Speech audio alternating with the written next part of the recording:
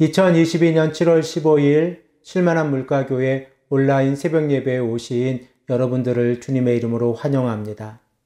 오늘 우리들은 이사야서 9장 6절에서 7절 말씀을 근거해서 하나님의 열심으로 이루어진 평화라는 제목을 가지고 함께 하나님의 말씀을 생각해 보길 원합니다.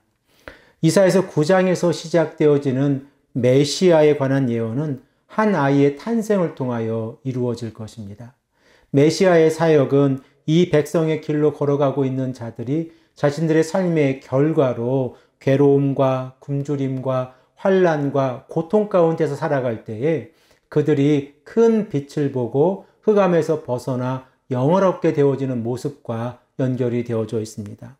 이제 더 이상 전쟁이 없는 상황 가운데에서 여호와 하나님 앞에서 즐거워하는 자들의 삶이 메시아의 사역의 결과라고 하는 사실을 우리는 깨닫게 되어집니다. 하나님께서는 이러한 소망의 확신을 주시기 위해서 구약의 두 가지 중요한 사건을 우리에게 말씀하고 있는데, 그 첫 번째 사건이 출애굽의 사건이고, 그리고 두 번째 사건이 기드온의 300명의 용사가 미디언과 싸워서 승리하는 모습입니다. 이러한 상황 가운데에서 하나님께서는 메시아의 네 가지 이름의 의미를 우리에게 설명하고 계신데, 우리 다 함께 본문 6절의 말씀을 읽겠습니다. 이는 한 아이가 우리에게 낳고 한 아들을 우리에게 주신 바 되었는데 그의 어깨에는 정사를 메었고 그의 이름은 기묘자라 모사라 전능하신 하나님이라 영존하시는 아버지라 평강의 왕이라 할 것임이라. 메시아의 첫 번째 이름의 의미는 기묘자라 묘사라라고 표현을 하고 있습니다. 우리가 어제 말씀을 통하여 이 의미를 생각을 해 보았는데, 기묘자라라고 하는 그 의미는 하나님의 심판과 구속의 행위에서 놀라운 지혜를 가지고 있는 자다라고 하는 표현입니다. 결과적으로 기묘자라 모사라라고 하는 것은 하나님의 구원의 계획 가운데서 놀라운 지혜를 가지고 있는 전략가이다라는 의미를 가지고 있습니다. 두 번째로 전능하신 하나님이라고 표현을 하고 있습니다. 구약 성경에서 전능하신 하나님이라고 하는 표현은 전쟁 가운데에서 하나님께서 하나님의 백성들과 함께 하심을 표현하는 설명입니다. 그러므로 메시아가 전능하신 하나님이라고 하는 표현은 어떠한 의미를 가지고 있습니까? 전능하신 하나님께서 함께 하실 때에 늘 승리하여 평화를 가져오는 것처럼 메시아가 이 땅에 오셔서 주시는 그 결과가 승리를 통하여 평화를 가져온다는 사실입니다. 그리고 세 번째로 영존하시는 아버지라 불릴 것이다 라고 설명을 하고 있습니다. 구약 성경에서는 왕을 아버지라고 부르지 않습니다. 그러므로 이 아이는 인간의 혈통을 가지고 있는 왕의 가문에서 태어나는 아이가 아닙니다. 그리고 구약 성경에서 하나님을 아버지라고 부르는 것은 아주 드문 케이스가 있습니다. 시편 68편 5절의 말씀을 보면 고아의 아버지가 되어지신다라고 말씀하고 있고, 시편 103편 13절의 말씀을 보면 자기를 경외하는 자를 긍휼히 여겨주신다라고 하는 이 비유적인 표현을 통하여 하나님께서 우리의 아버지가 되어주신다라고 말씀하고 있는데, 이 말씀을 우리가 함께 읽겠습니다. 아버지가 자식을 긍휼히 여김같이 여호와께서는 자기를 경외하는 자를 긍휼히 여기시나니. 결과적으로 영존하시는 아버지이시다라고 하는 그 의미는 어떠한 의미입니까? 여호와 하나님께서 우리에게 허락하신 메시아가 우리에게 아버지가 되어져서 우리에게 긍휼을 베풀어 주시고, 그리고 또한 우리의 삶 가운데 이 메시아를 경외하면서 살아가라고 하는 그 의미를 가지고 있습니다. 마지막으로 평강의 왕이다라고 표현을 하고 있습니다.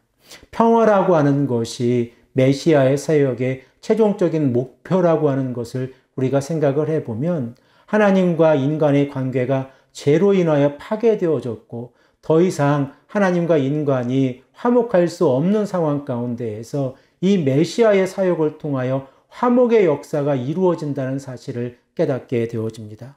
또한 이사야서 53장 5절 말씀에는 어떻게 기록이 되어져 있습니까? 그가 찔림은 우리의 허물 때문이요 그가 상함은 우리의 죄악 때문이라. 그가 징계를 받음으로 우리가 평화를 누리고 그가 채찍에 맞음으로 우리가 나음을 받았도다. 결과적으로 메시아가 징계를 받음으로 우리에게 주어진 것이 무엇입니까? 바로 평화입니다. 이러한 메시아의 4가지 이름을 통하여 하나님의 역사가 이루어질 것인데 이 역사는 끝이 없이 이루어질 것이고 영원히 하나님의 정의와 하나님의 공의가 세워질 것이다 라고 7절 말씀에 기록을 하고 있습니다. 또한 이 일이 만군의 여호와의 열심을 통하여 이루어진다는 사실 또한 우리가 7절 말씀을 통하여 깨닫게 되어집니다. 우리 다 함께 이 말씀을 읽겠습니다. 그 정사와 평강의 더함이 무궁하며 또 다윗의 왕자와 그의 나라에 군림하여 그 나라를 굳게 세우고 지금 이후로 영원히 정의와 공의로 그것을 보존하실 것이라. 만군의 여호와의 열심이 이를 이루리라. 7절 말씀의 그 마지막 부분에 어떻게 끝이 나고 있습니까? 만군의 여호와의 열심이 이를 이루리라 라고 표현을 하고 있습니다. 하나님께서는 메시아를 이 땅에 보내주셔서 인간을 구속하시고 그리고 인간과 평화의 관계를 유지하기를 원하고 계시다는 사실을 우리는 구약 성경을 통하여서도 확인할 수 있습니다. 우리들은 메시아로 이 땅에 오신 예수 그리스도를 잘 알고 있습니다. 그리고 또한 우리들은 예수 그리스도를 알고 있는 것을 뛰어넘어서 예수님을 우리의 구원자로 믿고 고백하고 있습니다. 그러면 우리들의 삶 가운데에서 이러한 메시아의 사역이 이루어져 가고 있는 것입니다. 오늘도 우리의 삶 가운데에서 기묘자라 모사라 전능하신 하나님이라 영존하신 아버지라 평강의 왕이라 라고 하는 이 메시아의 사역이 우리들의 삶 가운데서 이루어진다고 하면 우리들의 삶은 하나님 앞에서 정의와 공의를 실현하는 삶이고 오직 여호와 하나님을 믿고 따르는 삶을 살아갈 수 있습니다. 이 아침에도 우리가 간절히 기도하며 나아가기는 오직 하나님의 자녀로서 예수 그리스도를 바르게 믿고 하나님의 나라를 향하여 한 걸음 더 가까이 나아가는 귀하고 복된 하나님의 자녀들이 되시기를 간절히 축복합니다. 함께 기도하겠습니다. 아버지 하나님 감사합니다. 우리에게 메시아로서 예수 그리스도를 이 땅에 보내주시고 우리로 하여금 예수 그리스도를 믿고 구원을 받게 하시니 감사합니다.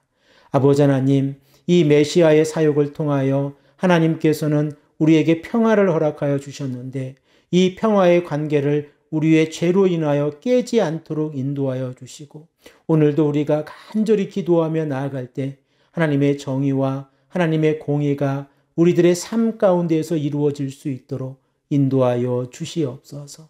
감사드리오며 사랑이 많으신 예수 그리스도의 이름으로 간절히 기도합니다. 아멘.